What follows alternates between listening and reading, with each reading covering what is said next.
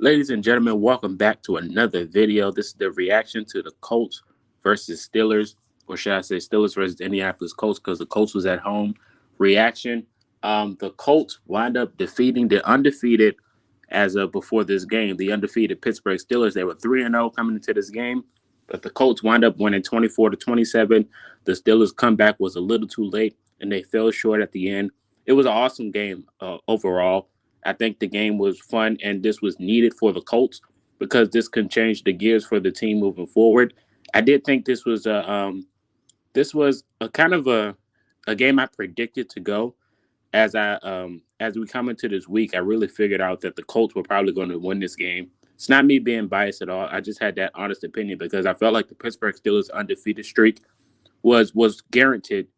It was guaranteed for because of their defense for sure, but I think their three games that they won wasn't really, speaking volumes into the gameplay. When I mean that is because this early, the three games they played were all close. They wound up figuring it out towards the end. They weren't a very polished team. They're really good, well coached, and managed very well defensively. But I thought as a team like the Indianapolis Colts going into this game, it's a game for them to win. All of their games that the Colts lost, they pretty much beat themselves. It wasn't really, just playing out of sync or anything like that of that nature. But I think a lot of it came down to coaching and pretty much strategizing how to win the game. So it pretty much the Colts wind up losing the games just by beating themselves mentally and putting themselves out there in position not to win. But I thought the Colts played this game very well. Of course, there was missing a few players like Kenny Moore, DeForest Buckner, Quiddy Pay of that nature. But the Colts, they have this thing called next man up. So the guys went out there, pretty much put it all out there on the line, and pretty much hit the Steelers right in the mouth. This was something a lot of fans wasn't expecting, when they looked at that injury report going into this week. But again, being undefeated this early in the year doesn't really say much because teams are still trying to figure it out. So, it's not really being undefeated, being the best team in the league and things of that nature. Of course, their defense was flying out of there. They were number one in the NFL, but this Colts team, man, they got a lot of grit and heart, especially being at home like that. Every game when they're home, it feels like a road game. So, all of that's just momentum going into the week.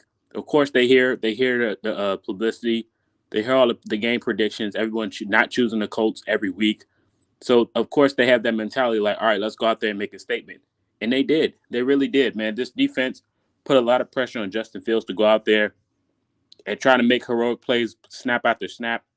And no, not to discredit Justin Fields, he had a really good game, and he pretty much beat them.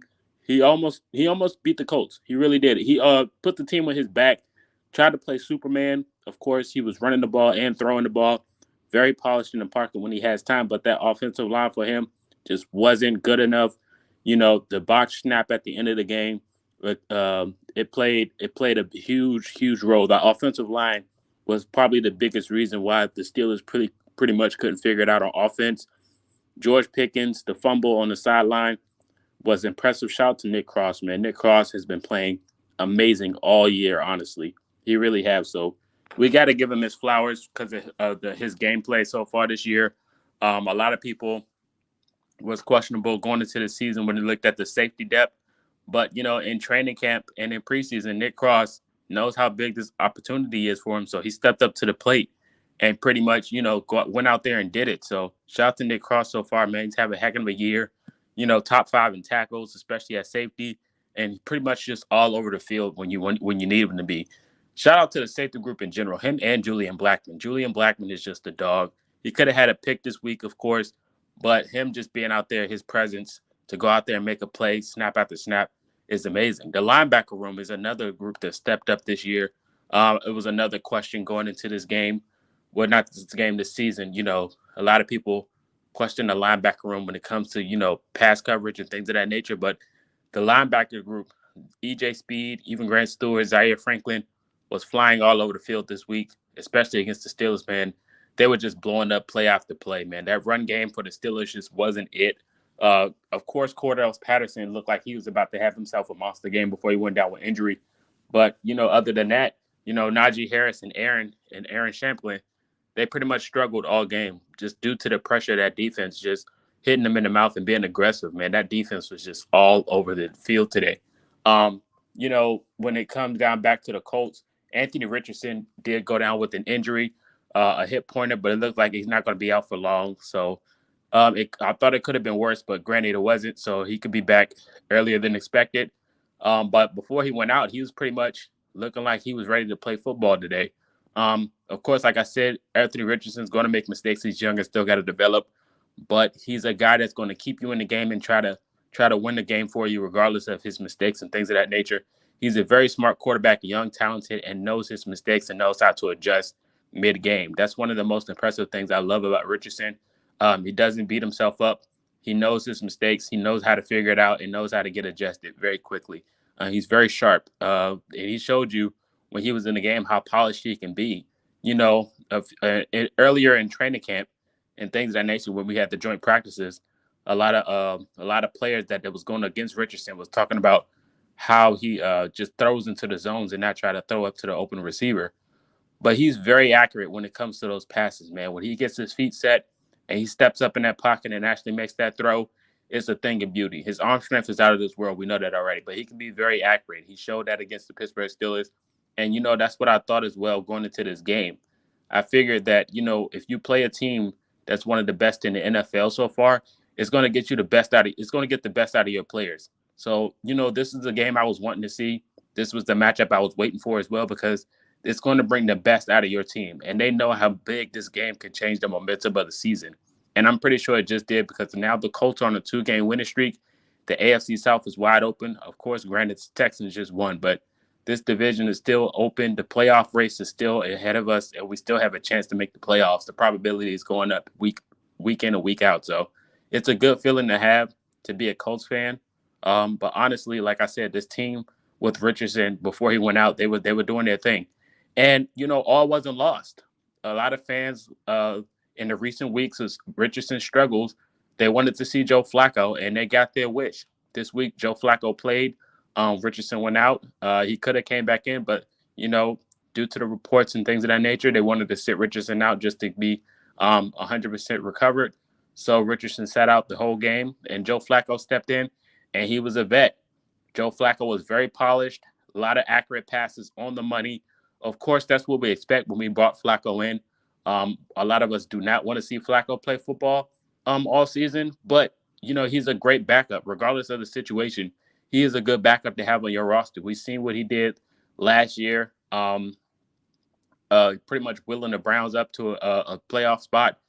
But, him stepping up, he's one of those guys, that can go out there and make those passes regardless of what's going on. He doesn't need to be mobile, even though he did run for first down almost. It was short of a yard.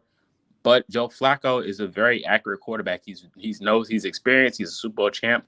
He's very good in that pocket, man. He stands there and hits his targets. I think this is the most accurate we've seen this team all year. Honestly, on throwing the football, a lot of catches. Josh Downs, Michael Pittman Jr. had himself a monster game. Jonathan Taylor had himself a good game. Ogletree, the tight end, we finally got a tight end touchdown this week. Everything was just hitting for this team to know that they wanted to win. They showed you their will to win this week. Honestly, shout out to Tanner Bortolini. We got to give him his flowers. We didn't have Ryan Kelly this week, but Tanner Bortolini is a guy we knew coming in from the draft that this guy was going to step up and know that he can be the future center for the Indianapolis Colts, that he's going to be very good in this offense moving forward. Tanner had himself a good game. Honestly, in my opinion, this offensive line has been balling all season. We got to give him credit where credit is due. A lot of us feared T.J. Watt having himself a big game this week, but Braden Smith held his own again against T.J. Watt. So we got to give the offensive line their flowers, man. They really balled out this week. The run game, I feel like, the run game was really good. It could have been better. But, like I said, we were still going up against the number one defense. So it was definitely going to be granted that they was going to make a few plays. But they did hold their own. We did get in the end zone off the run, so it was impressive. But like I said, this receiving group took a huge step up this week. This is what we wanted to see as well. But, having Joe Flacco out there, he knows when to hit the guys on certain passes, and he was pretty much dissecting that defense. Shane Steichen had a great game plan this week, pretty much figuring out how to beat the number one defense in the NFL, and that just shows you how good of a coach he is. Last week he understood the mistakes that were made. He took credit for it. He took blame for it, and wound up adjusting and going up against his game, which was a very well coached team. He stood up and pretty much did the job. So shout out to Shane Steichen this week as well. Get his flowers. Dale, Hurricane Dio, man. We got to talk about Hurricane Dio. Huge step up this week. Another week without DeForest Buckner. We got to give him and Raekwon Davis their flowers, man. They've just been a huge, huge upgrade this year. So far, these guys stepped up to the plate. Of course, we knew that already just due to the depth of the defensive line. But those guys, man, with no DeForest Buckner, that's the defensive line has been wreaking havoc all year. So we got to give them their flowers as well. Grover Stewart had a huge swat down in the game as well. So Grover Stewart, shout out to Grover Stewart as well. Mentioned Nick Cross, EJ Speed and Zaire. Jalen Jones, another good week for him. Chris Lamons, man. Chris Lamons got that forced fumble of Justin Fields. He played out of his mind, of course, with no Kenny Moore. You were like, you were kind of worried to figure out what's going to go on in the nickel position. But the secondary definitely stepped up this week. So we got to give them their credit, man. Tyquan Lewis, give him his credit. Samuel Womack III, another guy that took a huge step up this week, man. This defense, I can't praise them enough, man. That defense has just been balling this week. It's amazing to see how this team, with so much adversity, figures it out regardless of the situation. So this team definitely balled out. They deserve it, man. Shout out to the defense. Shout out to the offense figuring it out as well. Got a division game coming up, so hopefully we can, step up and keep this win streak going. But other than that, let me know your thoughts in the comment section of how this team played. Shout out to prayers to Anthony Richardson. Hopefully he gets situated. Jonathan Taylor went down with the injury as well, high ankle sprain, but it looks like he's going to be back as soon as possible as well. But you guys, let me know your thoughts in the comment section, how you felt about the game. And other than that, I'll be back later on this week to give you a preview. And until next time, I will see you guys. Peace.